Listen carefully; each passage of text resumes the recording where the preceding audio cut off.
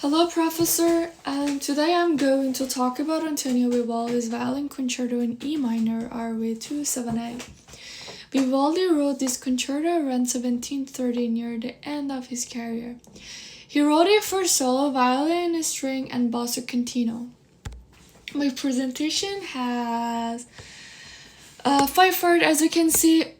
First one, it's information about Vivaldi. Second, I will talk about the form of concerto. Third, I will show the key changes. Fourth, I will explain the different musical part. And finally, I will show six examples from my harmonic analysis. Okay, number one. Antonio Vivaldi was an Italian violinist, composer, and a teacher. He was an important composer in the Baroque period. He wrote many pieces for violin and was famous for his violin concertos. He wrote this concerto around 1730, probably in Bohemia. This picture is of Antonio Vivaldi, and this concerto has three movements here. Allegro is the first one. The second movement is largo, and it's slow. The third one is allegro, and it's fast again. This fast, slow, fast plan was common in Baroque concertos. The fast movement used a ritornello form, and thus form an important part of the music comes back several times. For this project, I analyzed the second movement, the largo, and the largo is different from the other two movements because it's a slow and it's more emotional, has more feeling. Okay, number three. Now we'll talk about the modulation or key changes. The largo is started in E minor, then moves to A minor, returns to E minor, and moves to G major, D major, A minor, and C major, and finally returns to E minor. The movement is started and in E minor, but it's moved through several other key middle. And actually, E minor is the main key of the whole concerto, and the largo has three main musical parts.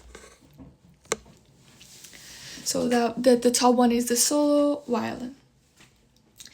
The first part has long held note. Those notes support the harmony. The second part has a repeated dot rhythm. This rhythm keeps the musical moving to create tension, even though the music is too slow. And the third part, solo violin, the top of the piece. So it's the other part that sounds almost like a singing voice. As a singer, I find the solo violin very interesting because it has long musical line and a lot of feeling, like a vocal melody. I will talk about my harmonic analysis. Page number 2. Example first. And I choose six example from the movement. The first example is a lament bass. It appears at the beginning of the largo. The bass begins on do, then it moves to te, le, so. Bass line moves down, like here.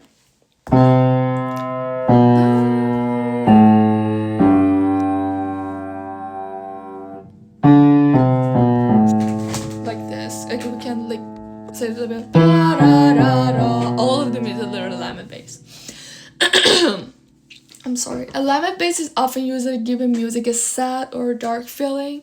Here, it gives the beginning of the movement of sad sound. The Roman numeral under the musical shows the chord using with this bass line. Example 2. The second example is an enharmonic seventh chord, and notes have the same sound but different name. For example, B sharp and C have the same sound, but we read them differently. Here, the rhythm chord has B sharp, D sharp, F sharp, and A. But we can understand B sharp as a C. The note then become D sharp, F sharp, A, and C. This way of reading the chord makes more sense in E minor and give us a diminished 7 chords. Example 3. The third example shows two descending sequence. And the sequence is a musical pattern that repeat on different notes, ascending sequence and pattern that moves down, as you can see here. And the first example of the chord move between 2-4 and 6-5 position, right here. And it are short descending sequence. The chord change, but the same pattern continue as the music moves down. Now we are in page 3. So 6 minutes. Example 4. The for example is modal mixture, and it means using chords that are not normally in the main key. These chords add a different sound and makes the harmony more interesting. Here we have the sharp 3 diminished chord and a sharp 4 half diminished 7 chord. We also have the flat 2 chord in the first inversion, and it's called Neapolitan 6 chords. Finally, we have the sharp 6 diminished 7 chord. And this chord add a new sound and create more intention in music. And I highlight them with yellow, as you can see. This part, sharp 3 diminished, sharp 4 half diminished 7, and yeah. Example 5, augmented chord. Now we have 2. Now, like here, as you can see on sol, we have French, and the second one is Italian. And as we know, Italian chord, Italian has just 3 notes. Like here, A sharp, C, and E. And now we can see the tonic pedal point. There's also dominant pedal point in another part of the movement. The pedal point is a note that stay the same while the chord above it's changed here, and I wrote it with a red highlighter. And now now we are in example 6. We have appoggiatura. It's a note outside the chord that moves a note inside the chord. Anticipation plays note from the next chord literally. Passing tone moves actually step by step between 2 chord notes.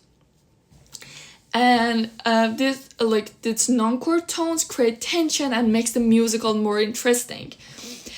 And for the end, this movement is started, it ends in E minor, but it's moved through other keys as well.